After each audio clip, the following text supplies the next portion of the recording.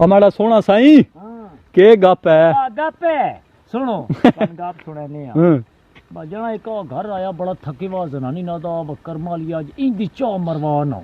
भाई बिल्कुल सुस्ती ले मुझे नचन लग पवा और कदी साडे घर मज्जी दा दूध आंदा नागुन दा नहीं आंदा साईं जी आज एक उर्दू में सवाल है कि आप शादी से पहले क्या करते थे? शादी से पहले? हाँ, शादी से पहले जो मेरी मर्जी होती थी मैं वो करता था। साईं जी लॉकडाउन का फायदा की है? लॉकडाउन का फायदा अगे तो ना ही समझ तो हुण समझ आ गई है भाई जेड़ियां औरतां नहीं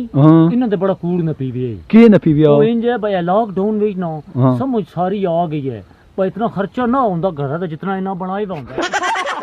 मैंने बात साईं जी अपनी कोई दुखी जी कहानी सुनाओ ना यार कुड़ी है एक बारी ओ मेरे नाल नाराज हो गई ओए होए ते मैंने मैसेज करेंदी है भाई साईं जी क्या चल रहा है हाँ मैं के पक्का चल रहा है हाँ बहुत बात मैंने वाइफ मैसेज कर दिया जने बात था ले साईं जी के गप है यार गप ये ना भाई कई बंदे होंदे ना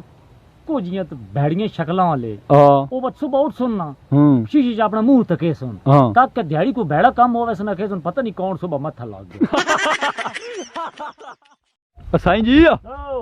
इश्क के है इश्क एक समुंदर है और ये ऐसा समुंदर है भैया डूब गया वो आशिक जेड़ा बच गया वो दीवाना तो जेड़ा तरदा रहा नहीं वो शोहर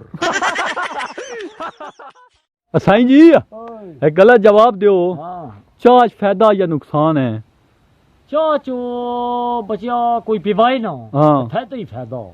तो जे भूल के किते आपा कोल पिवानी पे वने बात घाटा ही